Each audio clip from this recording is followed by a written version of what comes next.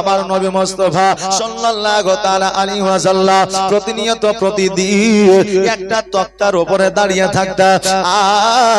আমার নবীজির বিবিগণ হযরত আয়েশা সিদ্দিকা রাদিয়াল্লাহু তাআলা আনহা গোসল বানায়া দিদা, হযরত খাদিজাতুল কুবরা রাদিয়াল্লাহু তাআলা আনহার সময় আপনার গোসল বানায়া দিতে। বাবারে আয়েশা সিদ্দিকা রাদিয়াল্লাহু তাআলা আনহা একদিন নবীজিকে বললেন, ইয়া রাসূলুল্লাহ আপনি কি গোসল করবেন না? বলে হ্যাঁ। বলে হুজুর গো আমি আপনার জন্য একটু পানি গরম করে নিয়ে আসি, আপনার সুন্দর করে আজকে গোসল বানায় দিব। আসেন আসেন আপনার একটু গোসল বানায় দিয়ে। কারণ তিনারা জানতেন যে আমাদের স্বামীর যদি গোসল আমরা বানায়া দিই কাল কিয়ামতের দিনে আমরা সবের নেকির অধিকারী হব। আর বর্তমানে আমাদের মা বোনেরা ইনাদেরকে যদি বলা হয় গামছা আর লুঙ্গিটা নিয়ে আসো, ওই মায়েরা সঙ্গে সঙ্গে বলবে আমার সময়টা কেন বরবাদ করছো? বলবে কিনা বাবা? কিন্তু স্বামীর গোসল বানিয়ে দেওয়া, স্বামীর জন্য পানি আগিয়ে দেওয়া, স্বামীর শরীরে সাবান মাখিয়ে দেওয়া, এটা যে কত সবের কাজ আমার মা বোনেরা তা জানে না। যদি জানতো স্বামীকে খুশি করলে কি পাওয়া যায়, আমার মা বোনেরা স্বামীকে খুশি করে দিত। কারণ আমার নবী বলে যায় একজন বিবি যদি স্বামীকে খুশি করে দেয় আর ওই স্বামী যদি আল্লাহর দরবারে হাত দুখানা তুলে দোয়া করে দেয়, আল্লাহ গো আমার বিবির প্রতি আমি সন্তুষ্ট আছি, আমার আল্লাহ সঙ্গে সঙ্গে ওই বিবিকে একটা হজের সব দিয়া দেয়। জোরে বলেন সুবহানাল্লাহ। আরে আমার মা বোনেরা এমন কোন কাজ স্বামীর করবেন না যাতে আপনার কাজের জন্য আপনার স্বামী দুঃখিত হয়ে যাবে, ব্যথায় ব্যথিত হয়ে যাবে। এই রকম কাজ করবেন না। যদি এরকম কাজ করে আপনার স্বামী যদি নারাজ হয়ে যায়, আমার রাসূলুল্লাহ নারাজ হয়ে যাবে। আর আমার রাসূলুল্লাহ যদি নারাজ হয়ে যায় আমার আল্লাহ পর্যন্ত নারাজ হয়ে যাবে। বাবাজি ভাইরা, আমার মায়েরা, আমার আয়েশা সিদ্দিকা রাদিয়াল্লাহু তাআলা আনহা যেন আপনার গরম পানি করে একটা তক্তা বিছিয়ে দিয়েছে। আমার নবী মুস্তাফা সাল্লাল্লাহু তাআলা আলাইহি ওয়াসাল্লাম ওই তক্তার উপরে এসে বসেছে। বসার পরে আমার নবী বলছে, আয়েশা এবার আমার মাথার উপরে পানিটা ঢালো। এবার আমার মা আয়েশা সিদ্দিকা রাদিয়াল্লাহু তাআলা আনহা আমার নবীর মাথা মোবারকের উপরে পানি ঢালতে আছে। ওই পানির সঙ্গে যেন রক্ত আপনার বয়ে যাচ্ছে। জোরে বলেন সুবহানাল্লাহ। আয়েশা বলে নবী গো আজকে আপনি সুন্দর করে গোসলটা বানায় না। আমার নবী বলে, আয়েশা রে আজকে আমি গোসলটা বানাবো সুন্দর করে ঠিকই, কিন্তু পানির সঙ্গে যে খুন বয়ে যাচ্ছে, রক্ত প্রবাহিত হচ্ছে, বলো বলো আমার কি কোন জায়গা ক্ষত বিক্ষত হয়ে আছে? কোন জায়গা কি কেটে গেছে? আয়েশা বলে নবী গো আজকে আপনার কোন জায়গা ক্ষত বিক্ষত হয় না, আপনার কোন জায়গা কাটা না, তবে রক্ত কেন বয়ে যাচ্ছে? আয়েশা বলে, ইয়া রাসূলুল্লাহ আপনি যখন কাঠের উপরে বসতে গেছিলেন সঙ্গে সঙ্গে ওই কাঠের একটা জায়গা আপনার ফাটা ও চটা ছিল, আমি দেখলাম আপনি বসলে আপনার হয়তো কেটে যাবে, ক্ষত বিক্ষত হয়ে যাবে, ওই জন্য আমি ওই কাটা ওই ফাটা জায়গাটায় পা দিয়েছি। আপনি আমার পায়ের উপরে বসে আছেন।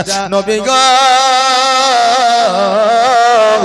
আজকে ওই ফাটা জায়গাটার চোটে আজকে আমার পা কেটে গেছে।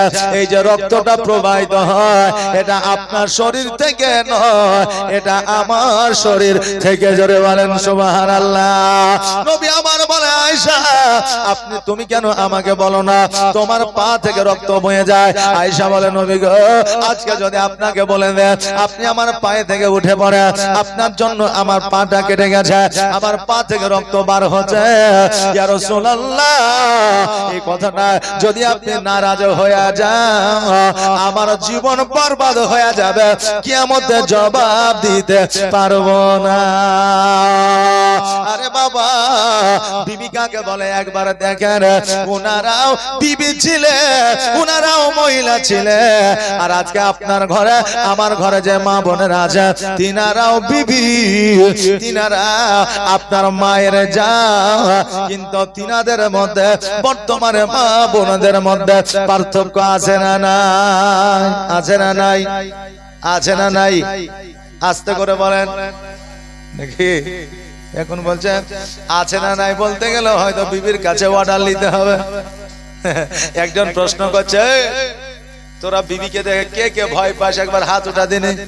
ছিল বাবা 4 জনা, 3 জনা হাত তুলেছে, একজনা তোলেনি। তুই কেন হাত তুলছিস না? শুধু এই 3 জনায় বিবিকে ভয় করিস, তুই কি করিস না? বলছে আমার কি মাথা খারাপ হয়ে আছে, আমি বিবিকে না শুধিয়ে হাত তুলবো, বাড়িতে যে মায়ের খাবো? কথা বুঝলেন না? 3 জন 4 জন আছে, বলছে তোরা কে কে বিবির কথা মতো চলিস? তো 3 জনা হাত উঠিয়েছে।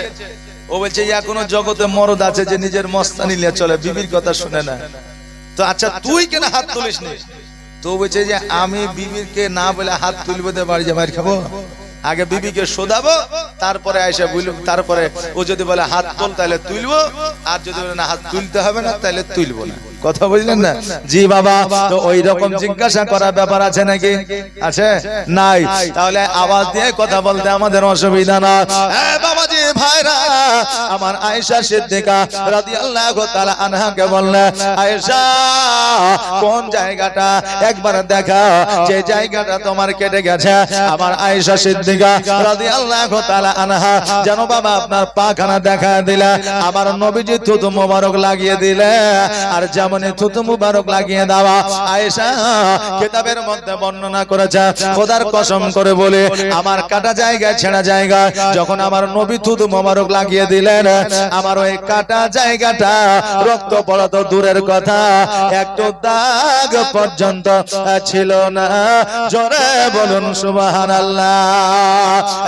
বাবা আজকে আমার নবীজি থুতের পাওয়ার যদি এত হয়, আমার নবীর পাওয়ার কত ছিল?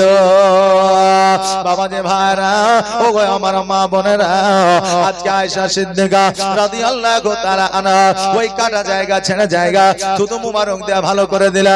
নবী আমার গোসল বানায় নিলা। গোসল বানায় নেওয়ার পরে আয়েশা সিদ্দিকা রাদিয়াল্লাহু তাআলা আনহাকে নিয়ে যেন বাড়ির মধ্যে গেলা।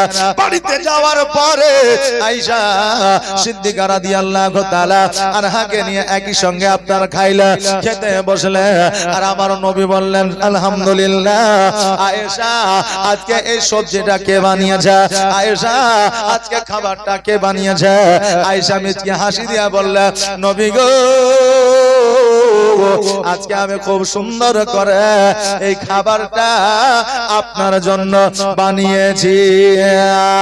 নবী আমার বলে, আয়েশা আজকে যে খাবারটা তুমি বানিয়েছো অতি সুন্দর লাগতেছে, এত সুন্দর স্বাদ খাবারে যেন মন প্রাণ জড়িয়ে যাচ্ছে। আয়েশা যেন খুশি হয়ে গেলে, কারণ আমার নবী বলেছে বিবিরা রান্না করে দেবে, কাপড় পরিষ্কার করে দেবে, তোমার খিদমত করে দেবে, তোমার সন্তানকে লালন পালন করে দেবে। তুমি কখনো বলিও না বিবিকে যে তোর ব্যবহার ভালো না, তোর কাজ ভালো না, তোর খাবার ভালো না, তোর কথাবার্তা ভালো না, এই কথা বলবে না। বিবিকে সর্বদা বড় করে রাখবে। খাবারে যদি লবণ হয় তবুও বলবে খাবার ভালো হয়েছে, কাপড় যদি অপরিষ্কার হয় তবুও বলবে সুন্দর পরিষ্কার হয়েছে। যদি বিবি সঠিক করে কথা না বলে, যদি একটু টেনে করে কথা বলে তবুও বলবে ভেরি নাই, তোমার কথার সুর ও তাল বহুত বড় মিষ্টি। এটা কে বলেছে? আমার নবী বলেছে বলবে, কারণ এই কথা বললে বিবিরা খুশি হয়ে যাবে। আর বিবিরা যদি খুশি হয় ওই বাড়িটাই আপনার জন্য জান্নাত হয়ে যাবে।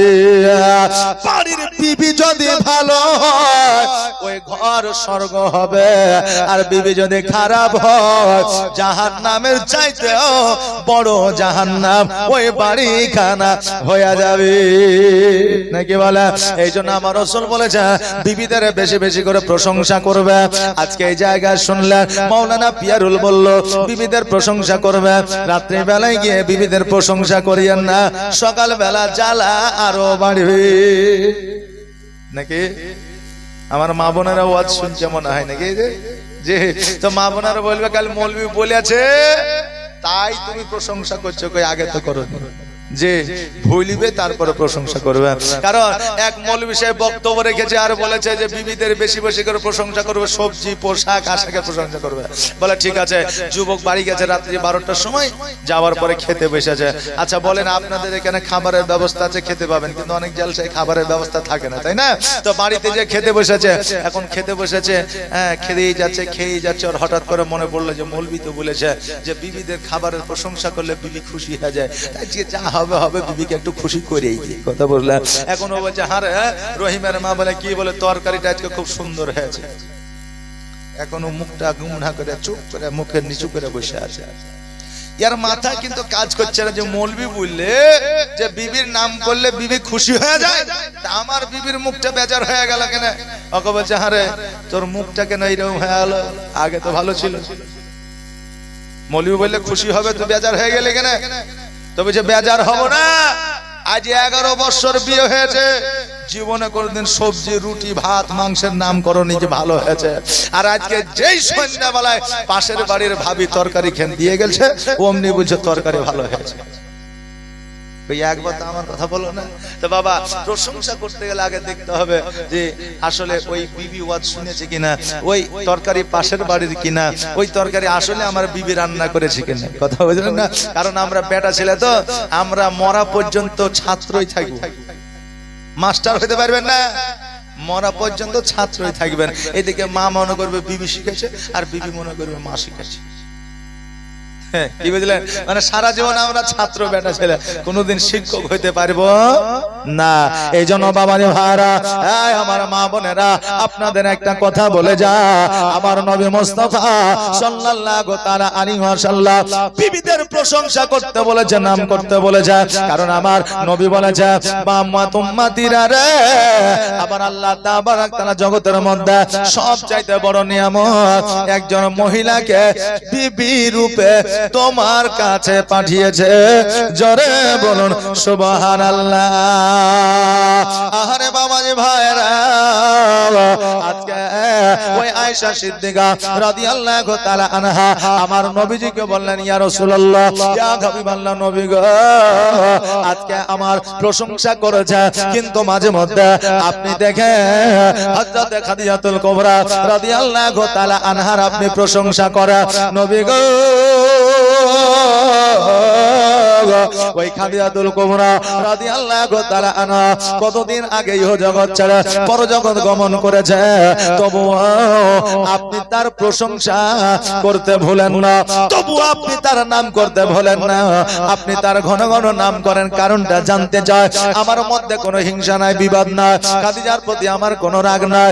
নবী গো, আপনি কেন এত ঘন ঘন প্রশংসাটা করেন একবার বলে? আমার নবী বলে আয়েশা, আজকে কেন কিয়ামত পর্যন্ত আমার খাদিজার প্রশংসা আমি নবী করব, এই জন্য করব খাদিজা জগতের মধ্যে যা করেছে আজও পর্যন্ত কোন বিবি আমার জন্য করে না। কারণ তার যত রাজ দরবার ছিল, টাকা পয়সা জমি জায়গা ছিল, সবকিছু ইসলামের জন্য দান করে দিয়েছে। আমার এত খিদমত করেছে, আমার এত সেবা যত্ন করেছে, এই সেবা যত্ন খিদমত গুলা আমি কেমন করে ভুলবো?